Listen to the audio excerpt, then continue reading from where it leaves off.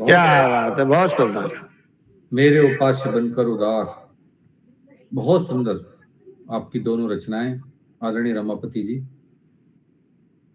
काव्यांगन का यह पटल इसी तरह सजता रहे, संभलता रहे। अब सबकी पावन उपस्थिति इसको इसी प्रकार सुभाषित करती रहे। आप आते रहें। और मैं बड़े सम्मान के साथ मैं एक बात कहना चाहता हूँ। बहुत सारे मैसेज आए हुए हैं सभी लोगों के। जी जी जी। दीक्षित जी की कुछ रचना पता है, मेरी रचना सुनने को कोई मैसेज नहीं करेगा। लिहाजा मैं आपको दिखा रहा हूँ। क्योंकि कैसे अपनी कथा सुनाऊं, मेरे पास कोई ऐसी रोचक कथा नहीं है जिसको मैं सुना सकता हूं। तो कैसे अपनी कथा सुनाऊं?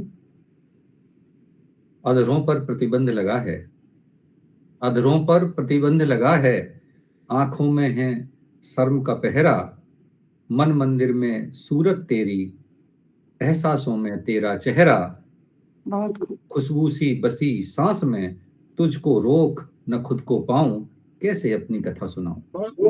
वाह, बहुत खूब, बहुत सुंदर। कैसे अपनी कथा सुनाऊं? संदेशों के खत लिख डाले, संदेशों के खत लिख डाले, खुद ही पढ़कर खुद ही फाड़े, संदेशों के खत लिख डाले, खुद ही पढ़कर खुद ही फाड़े, उन सारे शब्दों का जमघट बनकर याद गरजता जब तब, घुल खुल कर ये नयन विचारे, बरस बरस थक थक कर हारे, तुम आओगे नहीं कभी अब, ये उनको कैसे समझाऊं, कैसे अपनी कथा सुनाऊं, कैसे अपनी कथा सुनाऊं। और अंतिम देखिए, मधुरिम स्मृतियों में तुम, मधुरिम स्मृतियों में तुम, दबे पांव जब चाहे आती, राग दौड़ते अंगड़ाई ले, बातों का अमृत बरसाती, होली की फीकी रंगोली, बुझे दीप की दीपावलियां, साथ खड़ी हैं मुझे घेर कर, विधवा सी ये तारावलियां, टूटे तार प्रेम बीड़ा के, बिना तुम्हारे कैसे गाऊं, कैसे अपनी कथा सुनाऊं, कैसे अपनी कथा सुनाऊं। तो अपनी ये कथा सुनाने के लिए मेरे पास कुछ ज्यादा शब्द नहीं है, समय भी अब इजाजत चाह रहा है। हम फिर मिलेंगे। रचनाओं का सुनने सुनाने का यह दौर जारी रहेगा।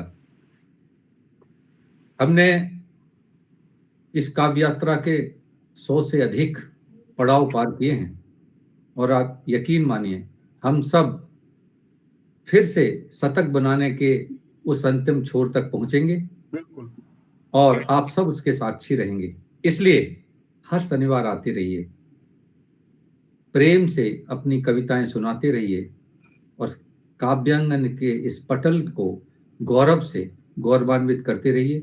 हम फिर प्रतीक्षा करेंगे आपकी अगले शनिवार इसी तरह इसी समय नई रचनाओं के साथ। सब तक के लिए आपकी शुभ रात्रि।